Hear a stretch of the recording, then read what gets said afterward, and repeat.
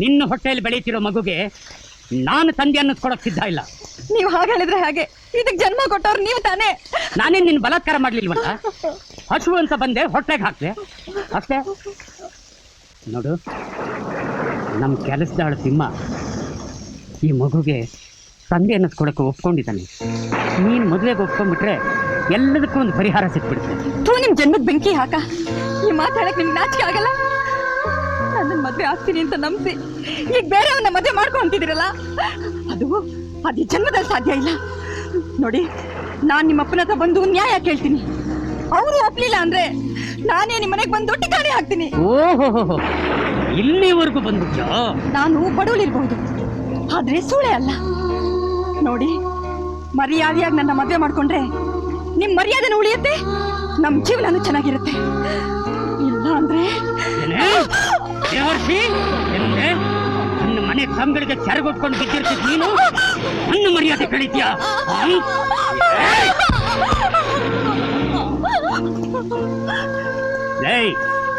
ನಿನಗೆ ಜೀವದ ಮೇಲೆ ಆಸೆ ಇದ್ರೆ ಇದನ್ನ ತಗೊಂಡು ಬೆಳಗಾಗೋಷ್ಟರಲ್ಲಿ ಈ ಊರು ಬಿಟ್ಟು ತೊಲಗಾಗು. ಇಲ್ಲ ಅಂದ್ರೆ ಈ ಮನೆ ಸಮೇತ ನಿನ್ನೂ ಸುಟ್ಟು ಬೂದಿ ಮಾಡ್ಬಿಡ್ತೀನಿ.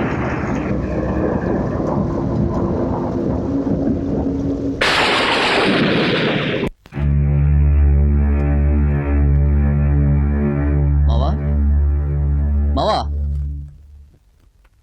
ಇದ್ಯಾಕ್ ಮಾವ ಒಳ್ಳೆ ಗರ ಬಡ್ದವ್ರಾಗ ನಿಂತ್ಬಿಟ್ರಿ? ಈಗ ಯಾರಂತ ಗೊತ್ತಾಗ್ಲಿಲ್ವಾ? 20 ವರ್ಷಗಳ ಹಿಂದೆ ನಿಮ್ಮನ್ನ ನಂಬಿದಕ್ಕೆ ತನ್ನ ಶೀಲಾನ ಕಳ್ಕೊಂಡು ನೀವು ಹಾಕಿದ ಬೆದರಿಕೆಗೆ ಹೆದರ್ಕೊಂಡು ಊರ್ ಬಿಟ್ಟು ಹೊಡೋದು ಅದೇ ಪದ್ಮ. ನೀನ್ ಯಾಕೆ ಇಲ್ಲಿಗೆ ಬಂದೆ? ನನಗ್ ತಾಳಿ ಕಟ್ಟಿ ಹೊಸ ಬದುಕು ಕೊಡಿ ಅಂತ ಕೇಳೋಕಂತೂ ಅಲ್ಲ. ನೀನ್ ಜನ್ಮ ಕೊಟ್ಟು ಕೈ ಬಿಟ್ಟಿಯಲ್ಲ, ಆ ಮಗಳಿಗೆ ನೀನೇ ತಂದೆ ಅಂತ ಒಪ್ಸಕ್ಕೆ. ಏನು ಮಗಳ? ಹೌದು. ಇಷ್ಟು ದಿನ ಈ ಮನೆಯಲ್ಲಿ ನಾನು ಹೆಂಡತಿ ಅಂತ ಹೇಳ್ಕೊಂಡು ನಾಟಕ ಆಡ್ತಾ ಇದ್ದಾಳಲ್ಲ ರಾಣಿ, ಅವಳೇ ನಿನ್ ಮಗಳು. ಇವರು ಹರೀಶ್ ಅಂತ. ರಾಣಿ ಇದನ್ನ ಮದುವೆ ಆಗ್ಬೇಕಾಗಿತ್ತು, ಈಗ ಮದುವೆ ನಿಂತೋಗಿದೆ. ಕಾರಣ ಗೊತ್ತಾ? ಅವಳಿಗೆ ತನ್ನ ತಂದೆ ಯಾರು ಅಂತ ಗೊತ್ತಿಲ್ಲ, ಅವಳು ಅನೈತಿಕವಾಗಿ ಹುಟ್ಟಿದ್ದಾಳೆ ಅನ್ನೋ ಒಂದೇ ಕಾರಣಕ್ಕೋಸ್ಕರ ಇವ್ರ ತಂದೆ ತಾಯಿಗಳು ರಾಣಿನ ಸೊಸೆಯಾಗಿ ಸ್ವೀಕರಿಸಕ್ಕೆ ಒಪ್ಪಲಿಲ್ಲ. ತನ್ನ ಜನ್ಮಕ್ಕೆ ಕಾರಣ ನೀನೇ ಅಂತ ಗೊತ್ತಾದ್ಮೇಲೆ ನಿನ್ನ ಮೇಲೆ ಸೇಡ್ ತೀರ್ಸ್ಕೊಳ್ಳೋದಕ್ಕೋಸ್ಕರ ಈ ಮನೆಗೆ ಬಂದು ನನ್ನ ಹೆಂಡತಿಯಾಗೆ ನಾಟಕ ಆಡಿದ್ಲು. ನನ್ನ ರಾತ್ರಿ ನನ್ನ ರಾಣಿನ ಒಂದು ಮಾಡೋದಕ್ಕೋಸ್ಕರ ನೀವು ಬೆಡ್ರೂಮ್ ಕಳಿಸಿದ್ರಲ್ಲ, ಆಗ್ಲೇ ನನಗೆ ವಿಷಯ ಗೊತ್ತಾಗಿದ್ದು.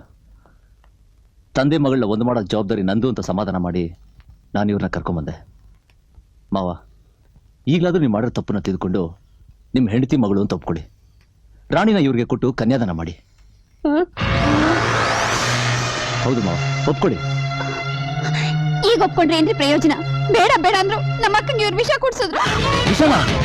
ಏನು ಮಾಡ್ತಿದ್ಯಾ? ಬಲವಂತವಾಗಿ ವಿಷ ಕುಡ್ಸಿದ್ರು. ಮೈ ಗಾಡ್, ಎಲ್ಲಿದ್ದಾಳೆ? ಎಲ್ಲಿದ್ದಾಳ? ಅಡಿಗೆ ಮನೆಯಲ್ಲಿ.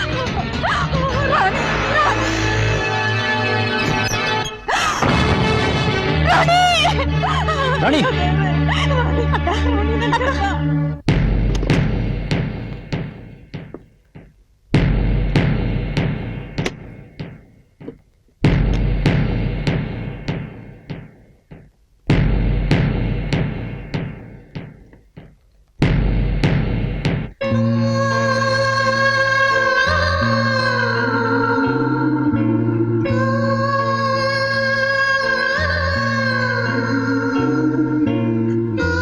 ಅನ್ಯಾಯಕ್ಕೆ ಬಲಿಯಾಗಿ ಮದ್ವೆನೇ ಇಲ್ದೆ ತಾಳಿ ಕಟ್ಕೊಂಡೆ, ಗಂಡನೇ ಇಲ್ದೆ ತಾಯಿ ಆದೆ.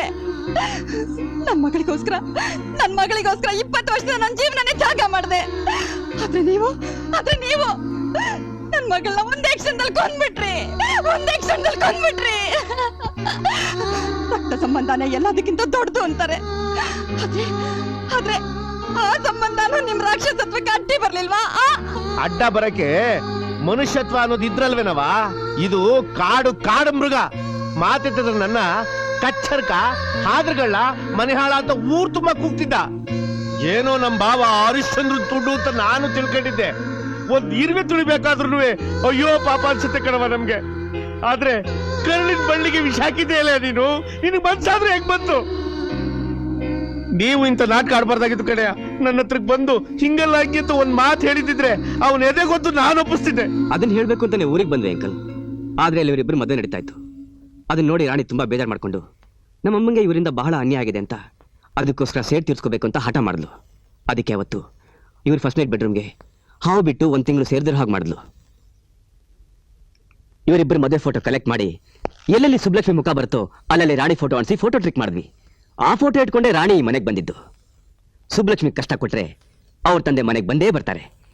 ಗಂಡನಿಂದ ದೂರವಾದ ಒಂದು ಹೆಣ್ಣಿನ ನೋವು ಏನು ಅಂತ ಅವ್ರಿಗೂ ಅರ್ಥ ಆಗುತ್ತೆ. ಆಮೇಲೆ ನಾನು ನಿಮ್ಮ ಮಗಳೇ ಅಂತ ಹೇಳಿ ಅವ್ರ ಕೈಲೇ ಕನ್ಯಾದಾನ ಮಾಡಿಸ್ಕೋಬೇಕು ಅಂತ ಅವಳ ಆಸೆ ಆಗಿತ್ತು. ಅಷ್ಟರಲ್ಲಿ ಹೀಗಾಯ್ತು. ಡಾಕ್ಟರ್, ಡೋಂಟ್ ವರಿ, ದೇವ್ರು ದೊಡ್ಡವನು. ರಾಣಿ ಪ್ರಾಣಾಪಾಯದಿಂದ ಪಾರಾಗಿದ್ದಾಳೆ. ಹೋಗಿ ನೋಡ್ಬೋದಾ ಡಾಕ್ಟ್ರೆ? ಹೋಗಿ ನೋಡಿ. ಪಾರ ತಿಪ್ಪಿಸಿ.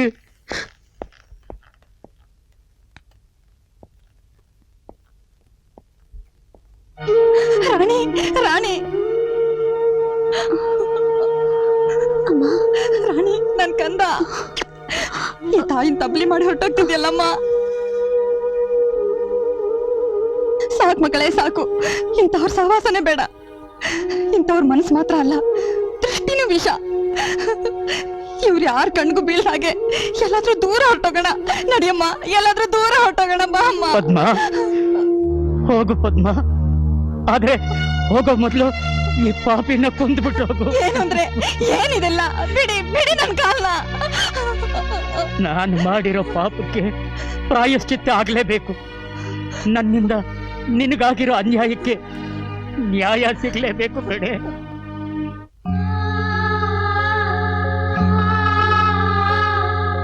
ರಾಣಿ, ಮಗಳೇ, ನನ್ನ ಕರಳು ಬಳ್ಳಿಗೆ ವಿಷ ಇಟ್ಟು ಪಾಪಿನಮ್ಮ ನಾನು. ನನ್ನ ಕ್ಷಮಿಸ್ಬಿಡೆ, ನನ್ನ ಕ್ಷಮಿಸ್ಬಿಡಮ್ಮ. ಅಪ್ಪ, ತಂದೆ ಮಗಳ ಮಧ್ಯೆ ಕ್ಷಮೆ ಯಾಕಪ್ಪ? ಇದು ನೀವ್ ಕೊಟ್ಟಿರೋ ಜನ್ಮ. ಕೊಲ್ಲೋ ಹಕ್ಕು ನಿಮಗಲ್ದೆ ಬೇರೆ ಯಾರಿಗಪ್ಪ ಇದೆ? ಕಂದ,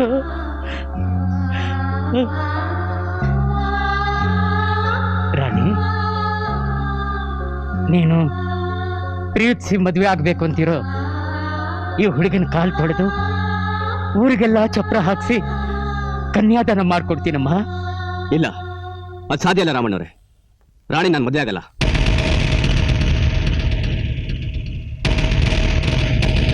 ಏನಪ್ಪ ತಮಾಷೆ ಮಾಡ್ತಾ ಇದ್ದೀಯಾ? ರೇ, ನಿಮ್ಮತ್ತೇನ್ರಿ ತಮಾಷೆ? ಇರೋ ವಿಷಯನ ಹೇಳ್ತಾ ಇದ್ದೀನಿ. ಯಾಕಪ್ಪ, ಏನೇನೋ ಮಾತಾಡ್ತಿದ್ಯಾ? ನೋಡಿ, ರಾಣಿನ ಪ್ರೀತಿದ್ದು ನಿಜ, ಮದುವೆ ಆಗ್ತೀನಿ ಅಂತ ಹೇಳಿದ್ದು ನಿಜ. ಆದ್ರೆ ರಾಣಿ ಈಗ ಸಮಾಜ ದೃಷ್ಟಿಯಲ್ಲಿ ತಿಪ್ಪೇಶಿನ ಹೆಂಡತಿ. ಇಂಥವ್ಳು ನಾನು ಮದುವೆ ಆದ್ರೆ ನನ್ನ ಘನತೆಗೆ ಗೌರವಕ್ಕೆ ಧಕ್ಕೆ ಬರುತ್ತೆ. ಹೇಗಿದ್ರು ರಾಣಿ ನಿಮ್ಮ ಮಡಿ ಜೊತೆ ಸಂಸಾರ ಮಾಡ್ತಾ ಇದ್ಲು, ಇನ್ ಮುಂದೆ ಅವನ ಜೊತೆ ಸಂಸಾರ ಮಾಡಿ ಇನ್ನೊಬ್ರು ಹೆಂಡತಿ ನಾನ್ ಮದುವೆ ಆಗೋದಾ? ಇದು ಯಾವ್ದ್ರಿ ನ್ಯಾಯ? ಹರೀಶ್, ಏನ್ ಮಾತಾಡ್ತಾ ಇದ್ದೀರಾ? ರಾಣಿ ನನ್ನ ಜೊತೆ ನಾಟಕ ಆಡ್ತಾ ಇದ್ಲು ಅಂತ ನಿಮಗೆ ಗೊತ್ತಿಲ್ವಾ? ನೋಡಿ, ನನ್ಗಳಿಗೂ ಯಾವ ಸಂಬಂಧನೂ ಇಲ್ಲ. ಬೆಂಕಿನೂ ಬೆಣ್ಣೆನೂ ತಿಂಗಳಾನ್ಗಡ್ಲೆ ಪಕ್ಕದಲ್ಲೇ ಇಟ್ಬಿಟ್ಟು ಬೆಣ್ಣೆ ಕರಗಲಿಲ್ಲ ಅಂತ ನೀವ್ ಹೇಳಿದ್ರೆ ಅದು ನಂಬುವಂತ ಮೂರ್ಖ ನಾನಲ್ಲ ರೀ. ಹರೀಶ್, ಏನ್ ಹೇಳ್ತಿದ್ಯಾ ನೀನು? ರಾಣಿ, ಮುಚ್ಚು ಬಾಯ್. ನೀನ್ ಇಷ್ಟೇ ನನ್ನ ಅರ್ಥ ಮಾಡ್ಕೊಂಡಿರೋದು? ಎಲ್ರು ಹೀಗೆ ಸೀತೆ ಸಾವಿತ್ರಿ ಅಂತ ಹೇಳ್ತಾರೆ. ನೀನ್ ನನ್ ಪ್ರಾಣ ಕೊಡೋ ಜೀವ ಅನ್ಕೊಂಡಿದ್ದೆ. ಆದ್ರೆ ನಿನ್ ದೇಹ ಎಲ್ಲ ಕಲ್ಮಶ ತುಂಬಿಕೊಂಡಿರೋ ಮನುಷ್ಯ ಅನ್ಕೊಂಡಿರ್ಲಿಲ್ಲ. ಛೀ, ನಿನ್ ಮುಖ ನೋಡಕ್ಕೆ ಅಸಹ್ಯ ಆಗ್ತಾ ಇದೆ. ಹೊರಟೋಗಿಲ್ಲಿಂದ. Get out.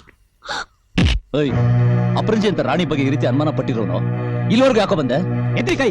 ನಾನ್ ಬಂದಿರೋದು ರಾಣಿ ಮದುವೆ ಆಗ್ಬೇಕು ಅಂತಲ್ಲ, ನನಗೆ ಇಷ್ಟ ಇಲ್ಲ ಅಂತ ಹೇಳಕ್ ಬಂದಿದ್ದೆ.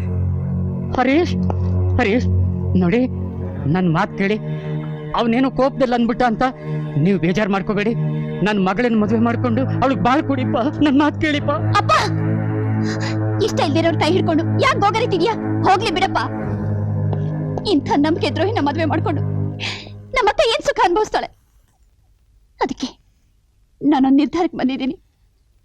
ನಾನ್ ಮೆಚ್ಚಿದ ಗಂಡಿನ ಜೊತೆ ನಾನೇ ಮುಂದೆ ನಿಂತು ಅವಳು ಮದುವೆ ಮಾಡಿಸ್ತೀನಿ.